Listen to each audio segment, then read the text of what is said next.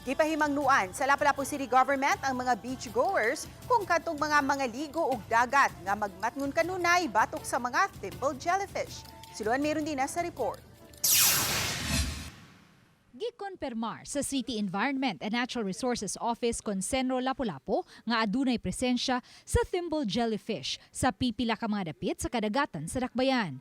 Una nilang nadawat ang kasayuran sa presensya sa mga jellyfish sa Marigondon Causeway kagahapon. Og nakonpermar sa fish examiner sa sentro nga thimble jellyfish ang nisanap sa Marigondon Causeway. Hangtod karong adlaw, nabantayan gihapon ang presensya sa maong matang sa jellyfish.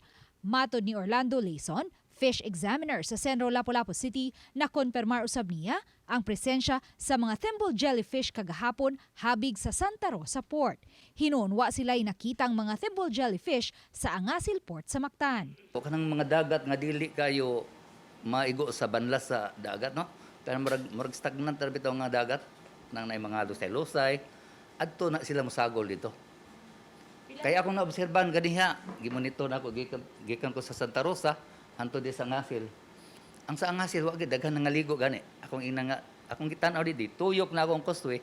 Wa gay bisag usa akong nakita. Matod ni Leison, kini ang unang higayon nga may nasigpatan silang thimble jellyfish sa kadagatan sa Lapu-Lapu. 0.5 ngadto sa 0.8 millimeters lang ang gidak-on niini og color brown. Sagad manggawas ang mga jellyfish karong panahona, ilabi na nga dako ang dagat. Kay ang kasagaran diri, ang normal gid nga jellyfish nga maabot inaron mga panahon na katong murag sihag bitaw nga klase. Mo na gitawag sa mananagat o mga kana baso-baso. Pero kana baso-baso gyapoy termano sa mananagat kay wa man sila kahibaw gid unsay tinuod gid nga pangan sa English, no. Pero among akong kitanaw nga kana dayang klase sa jellyfish nga thimble jellyfish. Unsay epekto niini kung makaigo sa panit sa tao? Ang iyang epekto ani dili siya makamatay. Gawas kon siguro kaunon sila, no. Piso na siya kon kaunon. Mura man siya baso-baso. So ang mahitabo ana kon mangaligo dito nya makakuan na murag matusok ang iyang kuan ngunay makakusog ka ng murag ma-infection ang imong panit dayon murag rasis mga murag mo puwa-puwa ang imong kuan.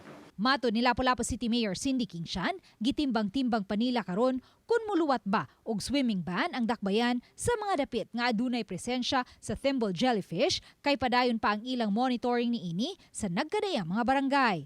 Kahinumduman, niadtong May 20, nakasinati og pagpangatol sa lawas ang pamilya ni Camille Canumay dihang nangaligo sila sa Mar Beach, Marigondon ni anang adlaw.